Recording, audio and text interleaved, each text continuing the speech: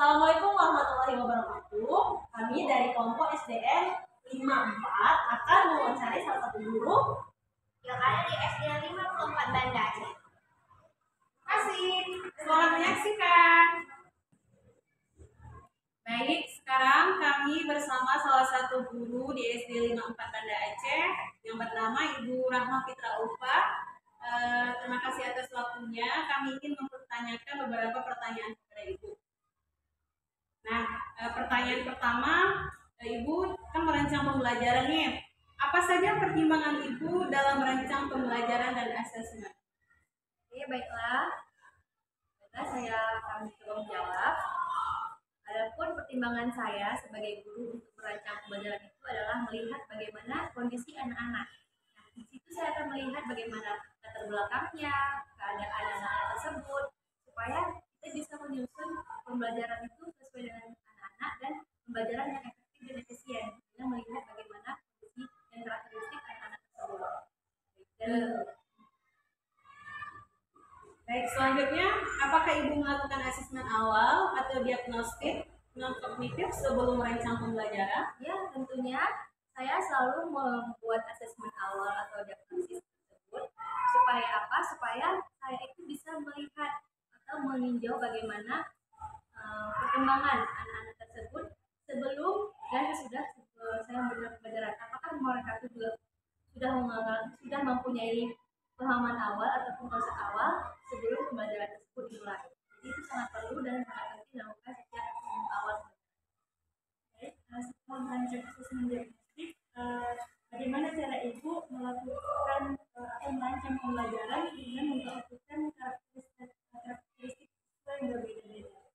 Nah, jadi setelah kita melihat asesmen tersebut, kita bisa meninjau, kita bisa melihat kembali karakteristik dan metode-metode yang sesuai dengan anak-anak tadi. Jadi kan anak-anak itu sangat beragam.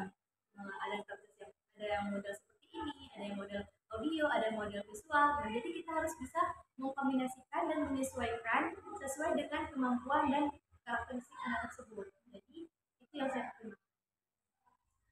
Menurut pendapat Ibu, mengapa di sekolah dasar perlu pengembangan rencana pembelajaran terhadap peserta didik yang memiliki perbedaan karakteristik? Nah, itu juga sangat perlu ya, karena kita harus mengetahui pemahaman awal itu sedini mungkin supaya nanti kedepannya kita bisa menyusun ataupun anak-anak juga bisa mengenali bagaimana pembelajaran yang cocok dengan dia, metode pembelajaran apa yang cocok dengan dia. Pun nanti juga akan membantu guru dalam menyusun pembelajaran yang baik. Oke, selanjutnya itu kan biasanya anak-anak memiliki karakteristik dan pemahaman yang berbeda-beda, bukan? Jadi bagaimana cara Ibu dalam mengelompokkan kemampuan peserta didik yang bervariasi?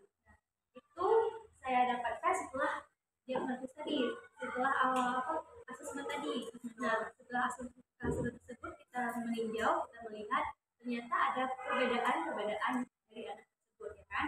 Nah, di situ saya akan mengelompokkan mereka, ada tingkatannya pemahaman yang sudah tinggi atau pemahaman yang sudah mampu atau pemahaman yang masih sedang, ada pemahaman yang masih rendah. Jadi saya kelompokkan supaya apa? Supaya pembelajarannya itu lebih efektif. Jadi anak-anak yang sudah kemampuan tingkat tinggi tadi bisa kita memberikan soal-soal yang lebih tinggi karakternya atau tinggi daya pikirnya.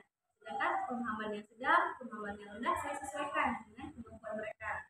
Jadi semua pembelajaran itu bisa berlangsung dengan sesuai dengan kemampuan anak. Baik, saya bertanya Ibu, pada saat kegiatan pembelajaran, apakah Ibu melakukan pemisahan kelompok antara anak tingkat A, tingkat B, atau tingkat C? Ya, tentunya ada beberapa pembelajaran yang saya sesuaikan, saya kelompokkan mereka berdasarkan level kemampuan mereka masing-masing. Ada kemampuan tinggi tadi, ada yang sedang, ada yang rendah. Karena tadi itu supaya jadi ke pembelajaran yang efektif dan timbal balik. Jadi saat yang anak-anak yang kelompok yang kemampuan rendah itu saya bisa memberikan perhatian lebih kepada mereka karena kan mereka memang masih belum mampu atau kurang mampu dalam hal tersebut. Sedangkan anak-anak yang level sudah tinggi saya berikan soal-soal ataupun pengayaan pembelajaran yang lebih tinggi supaya mereka terus berkembang dan dapat menyesuaikan semua. Berarti Ibu melakukan perbedaan di setiap pembelajarannya. terhadap kemampuan peserta didiknya. Oke Bu, sejauh ini ketika Ibu menerapkan itu ada hambatan apa yang Ibu rasakan? Kalau hambatan tentunya pasti ada ya. Setiap metode, setiap pelajaran itu pasti ada plus minusnya, ada hambatannya. Sekarang ini yang saya lihat hambatannya itu anak-anak kadang-kadang ingin mengeksplor lebih lagi. Misalnya kita sudah memberikan tugas yang A, tugas yang B, tugas yang C. Ya, mereka semangat untuk mengerjakannya. Kemudian setelah mereka menyelesaikannya itu, mereka akan mulai ada cekcoknya, mulai ada ributnya. Jadi itu yang jadi hambatan bagi saya. Dan pun solusinya saya pada saat ini, sekarang ini pun saya memberikan lagi tugas tambahan supaya terjadi koordinasi dan kolaborasi dan tidak ada ribut lagi gitu. Jadi saya memberikan lagi tugas-tugas tambahan supaya mereka pun tetap mengerjakan tugas dan menyenangkan bagi mereka untuk mengerjakan tugas. Baik, terima kasih kepada Ibu Rahma Fitra Ulfa atas waktunya. Terima kasih. Kami tutup. Assalamualaikum warahmatullahi wabarakatuh. Waalaikumsalam warahmatullahi wabarakatuh. Nah,